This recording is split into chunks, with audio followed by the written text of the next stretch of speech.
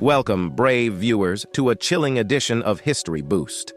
Today, we delve into the darkest corners of human nature as we count down the top 5 most horrifying serial killers in the world. These twisted individuals left a trail of terror and tragedy in their wake, forever etching their names in the annals of crime history. Brace yourselves, for this is not a tale for the faint of heart. Kicking off our list is a man whose heinous acts inspired some of Hollywood's most notorious fictional killers. Ed Gein, born in 1906 in Plainfield, Wisconsin, was a quiet, unassuming man with a dark secret.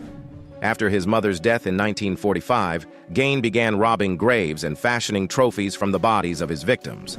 But Gein's depravity didn't stop there.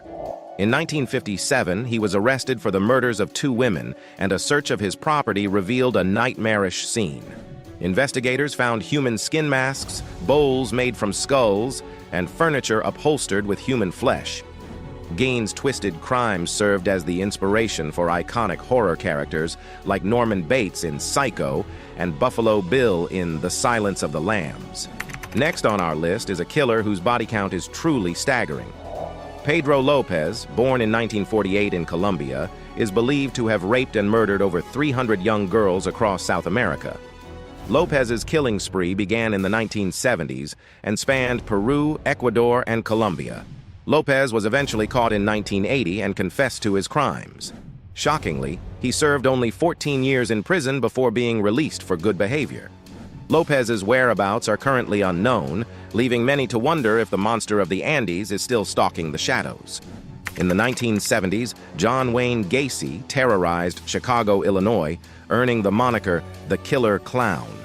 By day, Gacy was a respected businessman and community leader, often dressing up as a clown for children's parties. But beneath the grease paint and smile lurked a cold-blooded killer. Between 1972 and 1978, Gacy lured young men and boys to his home, where he would rape, torture, and strangle them. He disposed of the bodies by burying them in the crawl space beneath his house. When Gacy was finally caught, the remains of 33 victims were discovered on his property. Gacy was sentenced to death and executed by lethal injection in 1994. Andrei Chikatilo, born in 1936 in Soviet Ukraine, was a mild-mannered teacher with a dark passenger. Over the course of 12 years, Chikatilo brutally murdered at least 52 women and children across Russia, leading to a massive manhunt that gripped the nation. Chikatilo's modus operandi was particularly gruesome. He would lure his victims to secluded areas, where he would sexually assault, mutilate, and cannibalize them. Chikatilo managed to evade capture for years, in part due to the Soviet Union's reluctance to admit the existence of serial killers under communist rule. He was eventually caught in 1990 and executed in 1994. Topping our list of the most horrifying serial killers is Jeffrey Dahmer, whose crimes shocked the world with their depravity. Born in 1960 in Milwaukee, Wisconsin, Dahmer's killing spree began in 1978 and continued until his arrest in 1991. Dahmer's victims were primarily young men and boys, many of them from marginalized communities. He would lure them to his home, where he would drug, sexually assault, and strangle them. But Dahmer's crimes didn't end with murder. He was also known to engage in necrophilia, dismemberment, and cannibalism. When Dahmer was finally caught, investigators made a horrifying discovery in his apartment. They found human remains in various stages of decomposition, as well as evidence of Dahmer's sickening rituals. Dahmer was sentenced to 16 life terms in prison, but his time behind bars was cut short in 1994 when he was beaten to death by a fellow inmate. As we've seen, serial killers are some of the most disturbing and perplexing figures in human history. But what drives these individuals to commit such monstrous acts? While each case is unique, psychologists and criminologists have identified some common traits among serial killers. Many serial killers experience abuse or trauma in their early years, which can warp their psychological development.